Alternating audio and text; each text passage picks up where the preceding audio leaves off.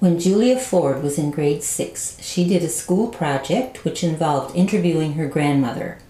I was her social studies teacher at the time, and I've kept a copy of Julia's report because I felt it gives a broad glimpse of life in Makkovik in the 60s. Here is Julia's report about Alice Nochasak, along with several photos from the James R. Anderson collection. My story begins in Makkovik, Labrador, in the year 1964, when my grandma started working for the minister and his wife. Her job was to clean and cook for the minister and the teachers living in the White Elephant, which is now our museum. Her day started at 9 o'clock in the morning, every Monday to Friday, and finished at 5 o'clock in the evening. The morning started off by washing the breakfast dishes, then making up the beds in the manse, and going over to the teacher's residence. With that all done, she would get ready to cook dinner. She would eat meals with the minister, his wife, and the teachers.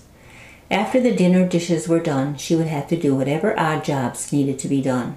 They had hens in the back of the house. She would have to gather their eggs and clean them each day. The minister's wife had her own greenhouse and garden. She would grow her own carrots and potatoes. She also had beautiful flowers growing, like larkspurs and poppies. The color of the poppies were mostly white, yellow, and orange. They were really beautiful in summer when they were all in bloom. Mr. Hedash used to have a trout net over across the harbor. He used to catch trout and flatfish to eat. He used to have to row over every day in a flat. He used to have a man to help him with his outside work. His daughters and his son would visit them sometimes. In the summer or fall, my Grammy and the minister's wife used to go up on the hill to gather black, red, and blueberries for winter. They would also go out gathering mushrooms up around the top garden. She would also grow rhubarbs in the top garden, which the minister's wife would make into jams and relish. She would also make rhubarb pickles. It was hard work them days, but they never got bored because there was always something that had to be done. When my Grammy went home in the evening, she would sometimes help her mother with her work around the house, or help her brothers or sisters. Then she would go out visiting with her friends, or go out dancing, or go to watch a movie in our community hall. My Grammy quit school when she was 15 years old and went to work to help her parents out with money. She received $60 a month.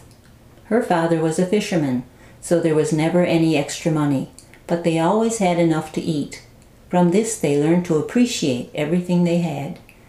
My Grammy and Poppy Nochasak started seeing each other when my Poppy was working as a clerk in the government store.